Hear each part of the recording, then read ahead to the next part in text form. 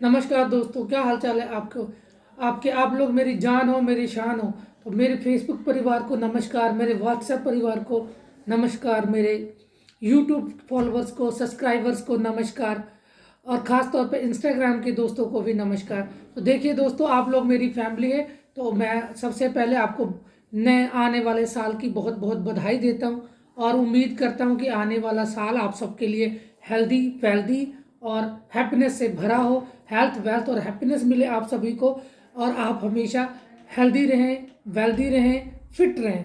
तो फिट और फाइन रहने के लिए ज़रूरी है कि आप आने वाले खतरे से या सभी प्रकार की बीमारियों से बचे रहें। तो कहते हैं ना दोस्तों, health is wealth. Health is wealth क्यों कहते हैं? हेल्थ इज़ वेल्थ का ये मतलब है दोस्तों कि अगर हेल्थ अच्छा है तो वेल्थ भी अच्छा रहेगा। पहली चीज़, आपका बीमारियों पे खर्चा नहीं होगा, तो वो पैसे आपके बचेंगे, तो हुए ना आप वेल्दी, अमीर। और दूसरी बात यह है कि अगर आपके पास धन पहले से भी है और आप बीमार हैं, तो उसका उपयोग कैसे करोगे, कैसे इंजॉय करोगे अपने लाइफ को। तो अगर लाइफ में कोई इंजॉय करना है, अच्छे से जीना है, प्रसन्नता के साथ, खुशी के साथ, हैप्पीनेस के साथ, if you want to make your life happy, you have to stay fit.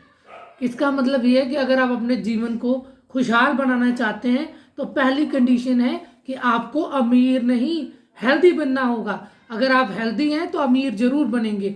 जितने भी मोटिवेशनल स्पीकर्स हैं बड़ी बड़ी बातें करते हैं, लेकिन उसमें सबसे जानदार बात यह दोस्तों कि कोई भी बंदा, क्या सुना है आपने, कोई बीमार बंदा अमीर बन गया है, कोई बीमार बंदा आसमान में पहुंच गया, पायलट बन गया है और ये बन गया है, या फिर साइंटिस्ट बहुत बड़ा है और वो बीमार ही रहता है हमेशा? ऐसा कभी नहीं हो सकता। तो पहली सक्सेस की ये है, वो जो की है, कुंजी है जो सक्सेस की, वो ये है कि you have to stay fit. आपको अगर कामयाब बनना है तो आपको फिट बनना है, तभी आप हिट होगे। Fit person is hit person. तो चलिए, डिपार्टमेंट कोई भी हो आपका, कोई भी फील्ड हो आपका, you have to stay fit.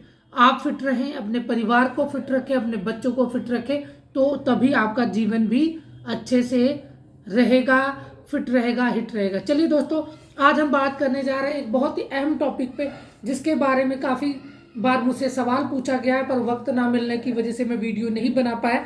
पर चलिए, मैं आज इस शिकायत को दूर करने की कोशिश करता हूँ।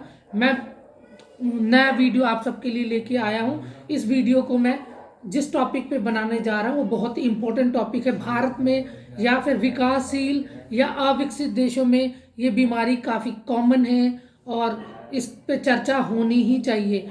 इस बीमारी का नाम है दोस्तों एनीमिया, रक्त की अल्पता जिसे कहते हैं। एनीमिया का मतलब होता है रक्त की अल्पता। तो दोस्तों, एनीमिया कई कारणों से होता है। इनमें से मुख्य कारणों की मैं चर्चा करूंगा, नहीं तो वीडियो बहुत ही लंबी हो जाएगी। पहला कारण है ब्लड लॉस। अगर किसी भी कारण से मरीज का ब्लड लॉस होता है, मरीज के खून खून का लॉस होता है, चाहे वो एक्सीडेंट हो या कोई क्रोनिक बीमारी हो, तो मरीज को रक्त अल्पता हो सकती है, उसको एनीमिया की प्रॉब्लम हो सकती है। दूसरा कारण है उसका auto immune disease. Auto immune कुछ इस प्रकार की बीमारी है जिसका कोई खास रीजन पता नहीं लगता, पर हमारे सेल के, हमारी बॉडी के अपने ही सेल्स अपने ही सिस्टम को डिस्ट्रॉय करते हैं, उनको नुकसान पहुंचाते हैं, जिसका आज तक इलाज पूरी तरीके से अभी तक साइंस ने नहीं ढूंढ निकाला है। तो इस प्रकार की बीमारी से भी लोगों को एनीमिया हो सकती है।